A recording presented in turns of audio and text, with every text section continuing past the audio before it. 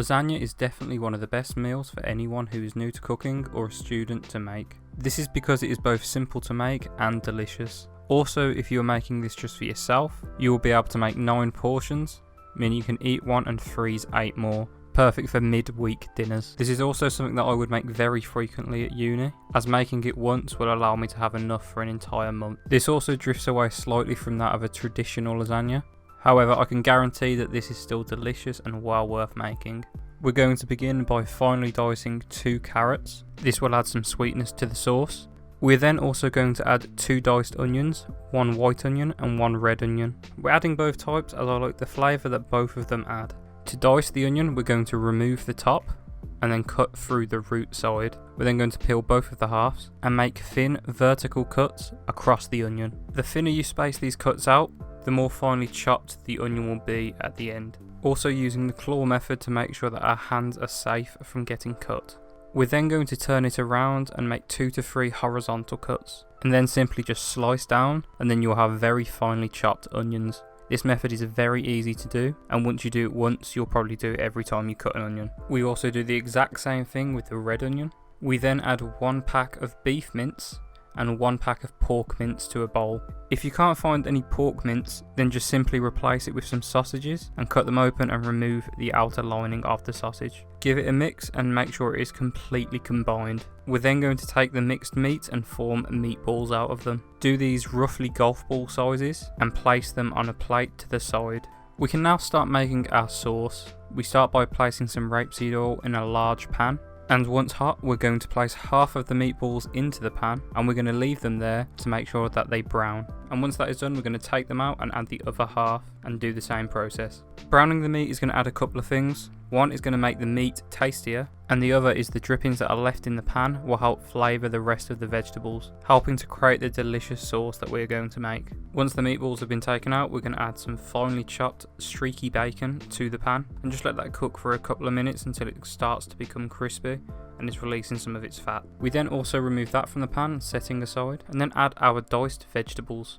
Cook these for a few minutes just to soften them. We then add some garlic paste. You could also use some diced fresh garlic. Also adding around 2 tablespoons of tomato puree and just mix to make sure everything is incorporated. If you're worried that your pan is becoming too dark, don't worry, as we're going to deglaze the pan and all of that will be added into the flavour. At this point we're going to add about half a glass of some cheap white wine. If you don't have any white wine, don't worry, just use some chicken stock, as we're going to add a stock cube in later anyway. However, wine is advised. We are then going to start mixing and rubbing the bottom of the pan.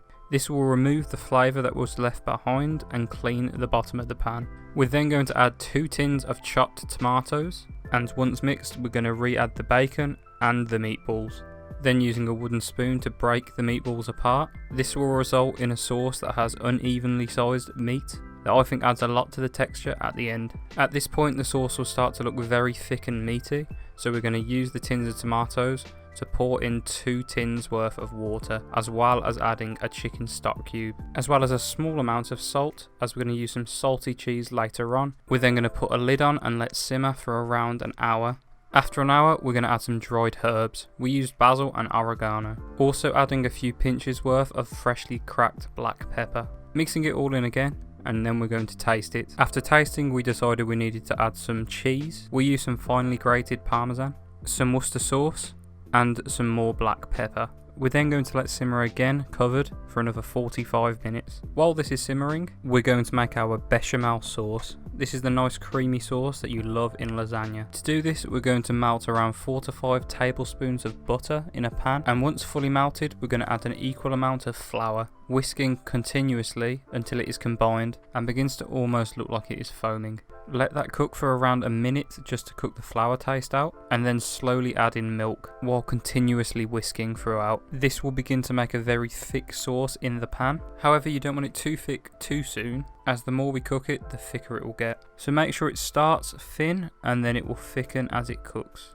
Once it reaches a fresh and creamy sauce, we're going to grate in some nutmeg, followed by some grated parmesan, and just mix it all together off the heat. We can now start layering our lasagna. We're going to begin by using a small amount of meat sauce as a base layer. This will help stop the lasagna sticking to the bottom of the pan. Then placing down our lasagna sheets, then another layer of meat sauce, a layer of the bechamel sauce that we will spread across on top of the meat layer. Then adding fresh basil on top, also adding a little bit more parmesan. We repeat this layering 2 more times before putting some more lasagna sheets on the top and pouring our remaining bechamel sauce over the top of these lasagna sheets. Spreading it out, grating a layer of parmesan, and then sprinkling on some grated mozzarella. We're then going to cover it with some greased foil and place in the oven for around 30 minutes at 180 degrees.